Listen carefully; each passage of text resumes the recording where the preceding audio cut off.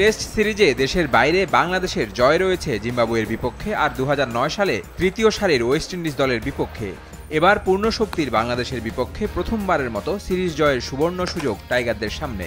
Draw করলেই trophy নিজেদের করে নেবে বাংলাদেশ দল। যে রাওয়ালপিন্ডিতে প্রথম টেস্টে জয় পেয়েছিল শান্তরা, সেখানেই হবে দ্বিতীয় টেস্ট।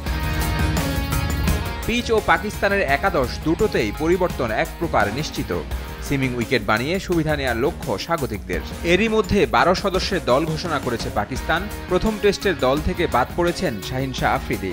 পুত্র সন্তানের বাবা হওয়ায় ছুটি নিয়েছিলেন এই বাঁহাতি, তবে ছুটি কাটিয়ে দলের সঙ্গে যোগ দিলেও জায়গা হয়নি তার। প্রথম টেস্টে একাদশে কোনো স্পিনার না থাকায় পাকিস্তান টিম ম্যানেজমেন্টকে হতে হয়েছিল সমালোচিত। এবার দলের সঙ্গে যুক্ত হয়েছেন লেগ স্পিনার আবরার আহমেদ। ঘরোয়া ক্রিকেটে রাওয়ালপিন্ডিতে 5টি প্রথম শ্রেণীর ম্যাচে তার উইকেট 40টি। আবরারের সাথে 12 সদস্যের দলে আছেন বাঁহাতি পেসার মীর হামজা। পাকিস্তানের পেসাররা যদি হন বুনো ওল, তাহলে বাংলাদেশিরা বাঘা তেঁতুল।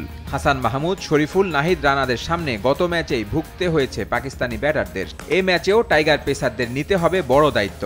বাংলাদেশ দলের একাদশে আসতে পারে বেশ কিছু পরিবর্তন, জানিয়েছেন coach. The morale, of course, really good because of the obvious reasons of beating Pakistan in Pakistan it's not easy task. They're very good, strong team. Still, we expect really good fight in the second game as well. So morale is high. We might have a few changes depending on the condition tomorrow when we look at the pitch. আগের ম্যাচে ব্যাটারদের বেশিরভাগই run পেয়েছেন।